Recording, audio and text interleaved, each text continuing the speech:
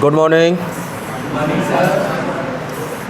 आज हम लोग the aristocracy and the new middle class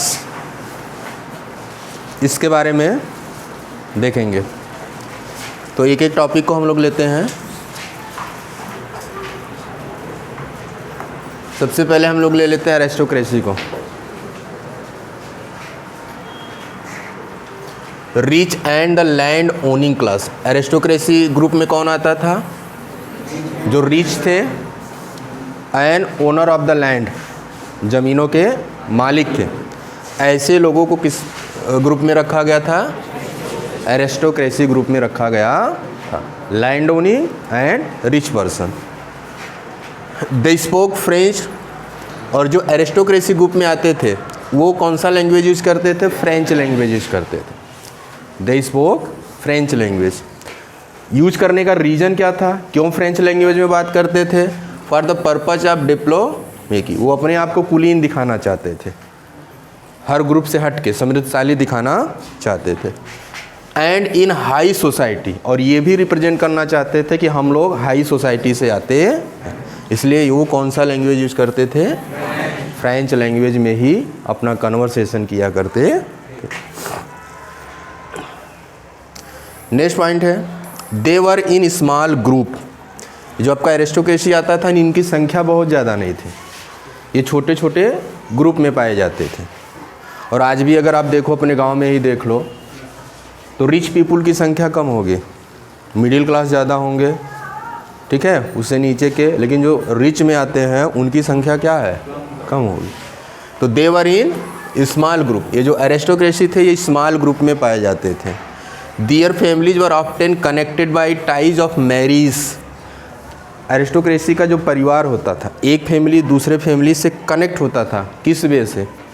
ties of marriage, शादी के द्वारा। मतलब एरिस्टोक्रेसी वाला जो है वो अपने ग्रुप में ही शादी किया करता था। एरिस्टोक्रेसी हमेशा अपने ग्रुप में। तो अगर एक ग्रुप दूसरे ग्रुप से शादी कर लिया एरिस्टोक्रेसी में, तो दोनों आपस में क्या हो गए? कनेक्ट। तो इनका कनेक्ट होने का वे बस यही था, टाइज ऑफ मैरिज। तो ये आपका एरिस्टोक्रेसी था। इसके बाद जो आता वो क्या है आपका? पीजेंट। पीजेंट मीन्स क्या होता है? फार्मर, छोटे किसान। इनके बारे में देख लेते हैं। इनकी क्या कंडीशन थी यूरोप में? They were majority of population. Majority of population मतलब पॉपुलेशन में इनकी संख्या सबसे ज़्यादा थी। और आपने क्लास 9th में भी पढ़ा है, first state, second state and third state पढ़ा था ना। तो उसमें इनकी संख्या के बारे में भी क्या किया गया था?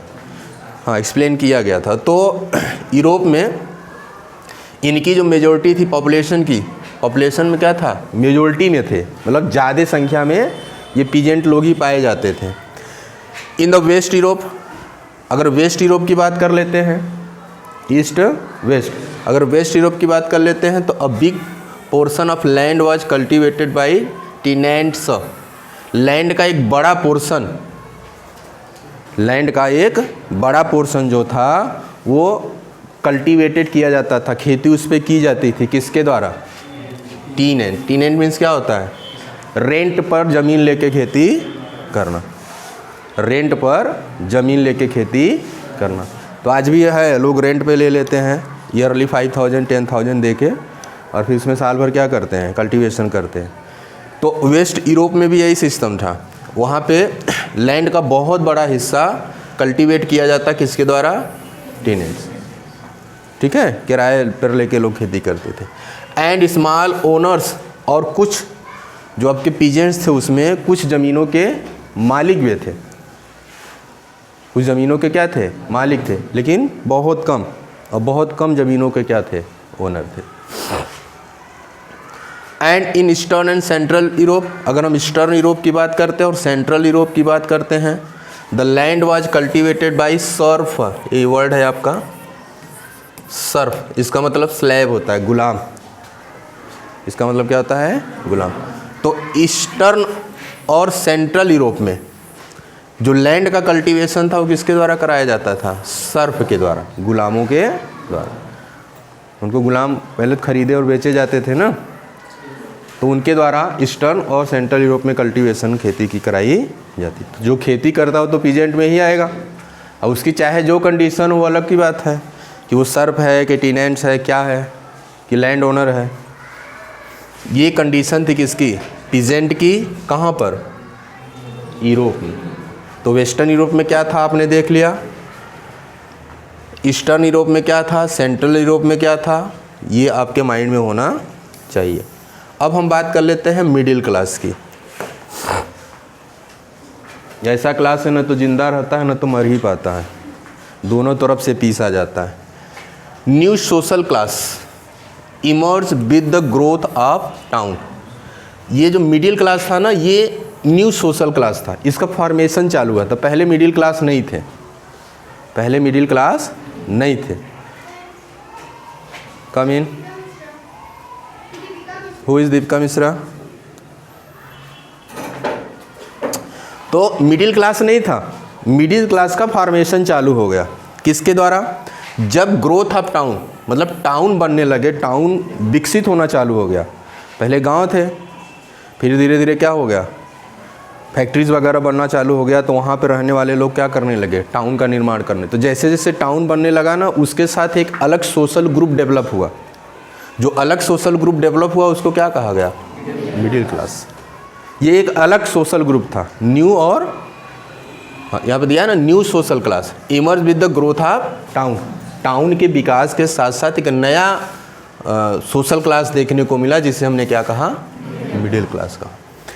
And emergence of commercial classes, और इसमें जो इमर्ज हो रहे थे उस किस क्लास से आते थे? व्यापारिक क्लास से आते थे, कॉमर्शियल क्लास से लोग आते थे, जो इसमें क्या होने लगे थे? कनेक्ट होने।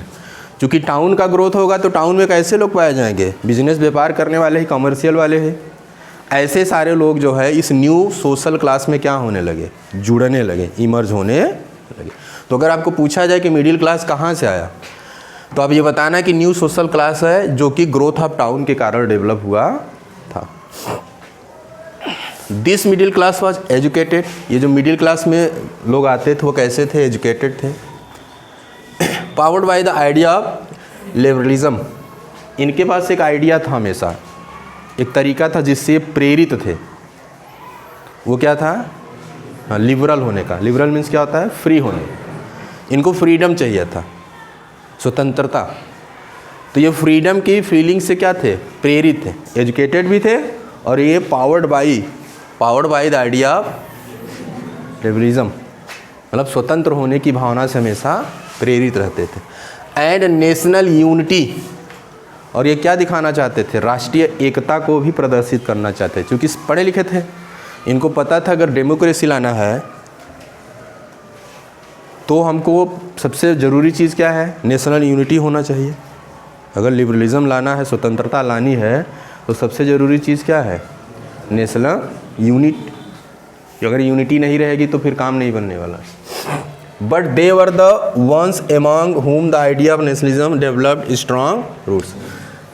दे वर द वंस, ये वही लोग थे, एमंग whom, जिनके बीच में the idea of nationalism develop strong roots.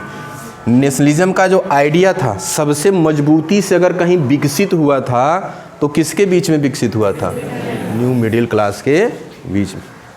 यहीं पर सबसे मजबूती से नेशनलिज्म का जो आइडिया था उसकी रूट डेवलप हुई थी, क्योंकि ये हमेशा क्या चाहते थे? स्वतंत्रता चाहते थे।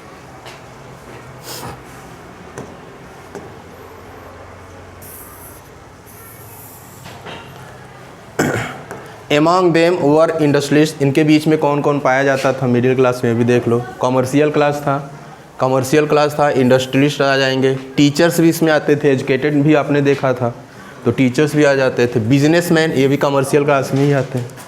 तो ये लोग आपस में मिलकर क्या बना दिए थे? एक नया सोशल ग्रुप बना दिए थे, जिसको हमने कहा न्यू मिडिल क्लास। कौन कौन आते हैं? इंडस्ट्रियलिस्ट, टीचर्स और बिजनेसमैन।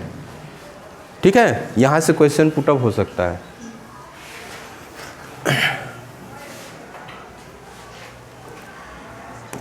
आगे देखते हैं हम लोग।